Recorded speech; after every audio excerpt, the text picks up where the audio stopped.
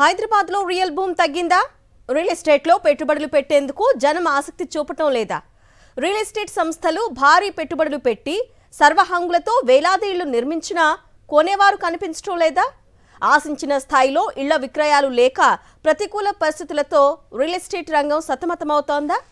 అసలు దేశంలో real estate రంగంలో అమ్ముడు పోని ఇళ్లు ఎక్కువ ఏ నగరంలో ఉన్నాయి? అందుకు గల కారణాలేంటి? Watch the story. హైదరాబాద్ మహానగరం దినదినాభివృద్ధి చెందుతోంది. ఎన్నో అంతర్జాతీయ కంపెనీలు, పరిశ్రమలతో పాటు ఈవెంట్లకు కేర్ ఆఫ్ గా మారుతోంది. దేశంలోనే కాదు ప్రపంచంలోనే హైదరాబాద్ తనకంటూ ఓ ప్రత్యేకతను సంతరించుకుంది. అందుకే హైదరాబాద్ అంటే బడా బడా రియల్ ఎస్టేట్ సంస్థలు ఇంట్రెస్ట్ చూపిస్తున్నాయి. అయితే కొంతకాలంగా హైదరాబాద్ రియల్ ఎస్టేట్ రంగం స్తబ్దుగా ఉందన్న వాదనలు వినిపిస్తున్నాయి.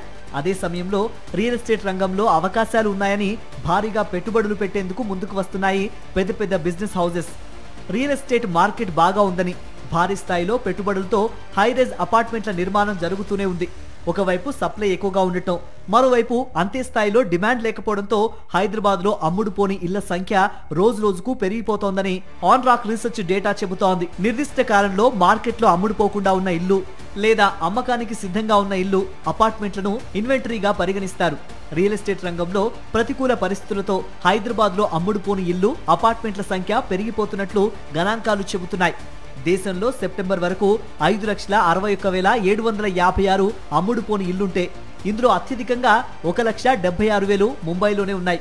ఇక ఆ తర్వాతి స్థానంలో హైదరాబాద్ నగరం ఉంది. అంటే ముంబై ఫస్ట్ ప్లేస్ లో ఉంటే హైదరాబాద్ రెండో స్థానంలో ఉంది. హైదరాబాద్ లో అమ్ముడుపోకుండా ఉన్న ఇల్లు 95,331 యూనిట్స్ అని ఆన్ రాక్ రీసెర్చ్ డేటా స్పష్టం చేస్తోంది. ఇక దక్షిణాది రాష్ట్రాల్లోనే అమ్ముడుపోని ఇల్లు ఎక్కువగా హైదరాబాద్ నగరంలోనే ఉన్నట్టు స్పష్టమవుతోంది. ఆన్ రాక్ రీసెర్చ్ డేటా ప్రకారం హైదరాబాద్ లో 2025లో అమ్ముడుపోని ఇల్లు 95,331 యూనిట్లుగా ఉంది. 2024లో 1,00,000 యూనిట్లు, 2023లో 89,109 యూనిట్లు, 2022లో 79,702 యూనిట్లు ఉన్నట్టు ఆ సంస్థ స్పష్టం చేసింది.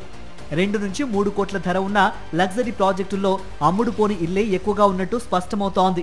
హైదరాబాద్ నగరం విస్తరిస్తుందని, ఇక్కడ ఇళ్లకు డిమాండ్ ఉంటుందన్న ఆలోచనతో రియల్ ఎస్టేట్ సంస్థలు ఎకరం 2 ఎకరాల స్థలంలో 2-3 వేల అపార్ట్మెంట్లు నిర్మిస్తున్నారు. దీంతో ఆశించిన స్థాయిలో డిమాండ్ లేకపోవడంతో సేల్స్ లేక అపార్ట్మెంట్లు ఖాళీగా ఉంటున్నాయని రియల్ ఎస్టేట్ రంగ విశ్లేషకులు చెబుతున్నారు. హైదరాబాద్ రియల్ ఎస్టేట్ రంగం త్వరలో దూకుడు పెంచుతుందన్న వాదనలు లేకపోలేదు. ప్రస్తుతం కొంతకాలంగా రియల్ ఎస్టేట్ రంగంలో స్తబ్దత ఉందన్న అభిప్రాయం బలంగా ఉంది. ఇక సేల్స్ కాని ఇళ్ల విషయానికి వస్తే ఈ సమస్య ఎక్కువగా మాదాపూర్, గచ్చిబౌలి, ఫైనాన్షియల్ డిస్ట్రిక్ట్, కోకాపేట, నార్సింగి వంటి ప్రాంతాల్లో ఉన్నట్టు తెలుస్తోంది. ఈ ప్రాంతంలో డిమాండ్కు మించి అపార్ట్మెంట్ల సరఫరా ఉండడంతో పాటు భారీగా ధరలు ఉండటం కూడా కారణంగా విశ్లేషకులు అభిప్రాయపడుతున్నారు. హైదరాబాద్ లో రియల్ ఎస్టేట్ రంగం రంకెలు వేస్తుందా? కోకాపేట, రాయదుర్గం ప్రాంతాల్లో కోట్ల రూపాయలు పెట్టి భూములు కొన్న బడా రియల్ ఎస్టేట్ సంస్థలు కట్టిన అపార్ట్మెంట్లు అమ్మలేక చతికిల పడుతున్నారా?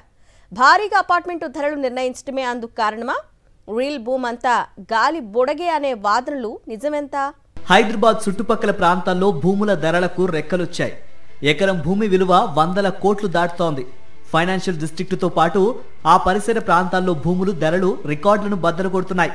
ఇటీవల రాష్ట్ర ప్రభుత్వం హైదరాబాద్ కోకాపేట ప్రాంతంలోని నియోపోలిస్ ప్రాంత భూములను వేలం వేయగా ఎప్పుడూ లేనంత ఎక్కువ ధరలకు అమ్మడంతో హైదరాబాద్ రియల్ ఎస్టేట్ మార్కెట్ పై మరోసారి హాట్ చర్చ మొదలైంది. 2 ఏళ్ల క్రితమే రాయదుర్గం, నియోపోలిస్ ప్రాంతంలో వేలం వేస్తే ఎకరం భూమి 100 కోట్ల రూపాయలకు అమ్ముడుపోయింది. నియోపోలిస్ లో ఎన్ని అంతస్తుల వరకు అయినా హైరైజ్ బిల్డింగ్లు నిర్మించుకునే అవకాశం ఉండడంతో బడా రియల్ ఎస్టేట్ సంస్థలు 100 కోట్ల రూపాయలు కుమ్మరించి అక్కడి భూములను దక్కించుకుంటున్నాయి. ఈసారి కోకాపేటలో ఎకరం ధర 137 కోట్ల రూపాయలు పలికింది. ఇక్కడే మరో సర్వే నెంబర్తో ప్లాట్లకు హెచ్ఎండిఏ వేలం వేస్తే ఒక ఎకరం 151 కోట్ల రూపాయలు పలికింది. పెద్ద పెద్ద రియల్ ఎస్టేట్ కంపెనీలు రాయదుర్గం, కోకాపేట్ ప్రాంతంలో భూములు కొనుగోలు చేసి ఆకాశ హర్మ్యాలను కట్టేస్తున్నాయి. భారీ స్థాయిలో అపార్ట్మెంట్లు కట్టి వాటికి కోట్ల రూపాయల ధరను నిర్ణయిస్తున్నాయి. స్మాల్ టైమ్ అపార్ట్మెంట్స్ కానీ, ఇండిపెండెంట్ హౌసెస్ కానీ, విల్లాస్ కానీ ఉన్నాయి.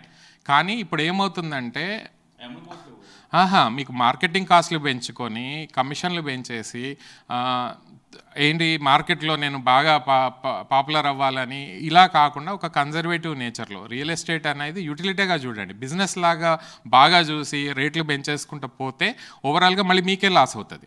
ఒక కన్జర్వేటివ్నెస్తో వెళ్ళి ఎక్కువ పబ్లిసిటీలు అవన్నీ తగ్గించుకొని మీ క్వాలిటీ మీద ఫోకస్ పెట్టుకొని కన్స్ట్రక్షన్ క్వాలిటీ మీద కానీ డెలివరీ టైం లైన్స్ కానీ ప్రాపర్గా ఇచ్చి ఫినిషింగ్ బాగా చేస్తే డెఫినెట్గా ఈరోజు కూడా మార్కెట్ ఉంది. వివిధ సంస్థల అంచనాల ప్రకారం కోకాపేటతో పాటు చుట్టుపక్కల ప్రాంతాల్లో భారీ స్థాయిలో కట్టిన అపార్ట్మెంట్లకు పెద్దగా డిమాండ్ లేదని తెలుస్తోంది. 4-5 ఏళ్ల నుంచి ఈ ప్రాంతంలో 10,000 ఫ్లాట్లు మార్కెట్లో రెడీగా ఉంటే 40% ఇళ్లకు కొనుగోలుదారులు దొరకడం కష్టంగా మారిందట. ప్రధానంగా 4,500 చదరపు అడుగుల పైనే ఉన్న అపార్ట్మెంట్లు ఈ పరిస్థితిని ఎదుర్కొంటున్నాయట. కోకాపేటతో పాటు చుట్టుపక్కల ప్రాంతాల్లో 4,500 చదరపు అడుగుల నుంచి 7,000 చదరపు అడుగుల లోపు కడుతున్న అపార్ట్మెంట్లకు కొనుగోలుదారుల నుంచి ఆశించినంతగా స్పందన రావటం లేదట. అయితే కోట్ల రూపాయల పెట్టుబడి పెట్టి అక్కడి స్థలాలు కొన్న బడా రియల్ ఎస్టేట్ సంస్థలు ఇప్పుడు కట్టిన అపార్ట్మెంట్లు అమ్ముకునేందుకు అష్ట కష్టాలు పడుతున్నారట. ఏదో ఒక రకంగా కట్టిన అపార్ట్మెంట్లను వదిలించుకునేందుకు తమదైన పద్ధతిలో గట్టి ప్రయత్నాలు చేస్తున్నారట. ఒక స్ట్రాంగ్ రీజన్ ఏంటంటే అండి, గవర్నమెంట్లో కాస్త మనకి కాంగ్రెస్ గవర్నమెంట్ వచ్చాక ఆ అనిశ్చితి అనేది ఉంది. దాంతో జనాలందరూ కూడా ఇక్కడ ఇన్వెస్ట్ చేయడం సేఫా కాదా అని చెప్పేసి చాలామంది డైలమాలో ఉండిపోయారు. చాలా ప్రాజెక్ట్స్ మధ్యలో ఆగిపోయిన పరిస్థితులు ఉన్నాయి.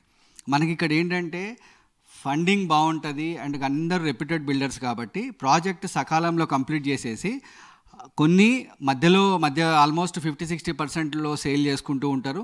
కొన్ని అయిపోయినాక కూడా సేల్ అవుతుంటాయి. రియల్ ఎస్టేట్ భూములు సృష్టించేందుకు కోట్ల రూపాయలు ఖర్చు పెట్టి అపార్ట్మెంట్లు కడుతున్న నిర్మాణ సంస్థలు ఇప్పుడు దిక్కుతోచని పరిస్థితులు ఎదుర్కొంటున్నాయట. అందుకే భూమి కొనుగోలు చేసిన వెంటనే ప్రీలాంచ్ పేరుతో అమాయకులను మోసం చేసేందుకు కూడా వెనకాడడం లేదు. నియోపోలిస్ ప్రాంతంలో అపార్ట్మెంట్లను గతంలో ప్రకటించిన ధరలో సగానికే అమ్మేందుకు రెడీ అంటున్నాయి ఆయా రియల్ ఎస్టేట్ సంస్థలు. అంటే భారీగా ధరలు తగ్గించి అమ్మేందుకు ముందుకొస్తున్నాయి. ఇటు ఎక్కువ కాలం అమ్మకాలు జరగకుండా ఉండిపోతే నిండా మునిగిపోతామని గ్రహించిన కొన్ని నిర్మాణ సంస్థలు బ్రోకరేజీ సంస్థలను రంగంలోకి దింపుతున్నాయట. కస్టమర్లను ఆకట్టుకునేందుకు మరోవైపు రకరకాలుగా పేమెంట్ ఆఫర్లు కూడా ఇస్తున్నాయట రియల్ ఎస్టేట్ సంస్థలు. కొనుగోలు చేసిన అపార్ట్మెంట్లకు డబ్బులు ఒకేసారి కడితే ఒకే ధర, ఇన్స్టాల్మెంట్ అయితే మరొక రకమైన ధరలను ఆఫర్లుగా ప్రకటిస్తున్నాయి నిర్మాణ సంస్థలు.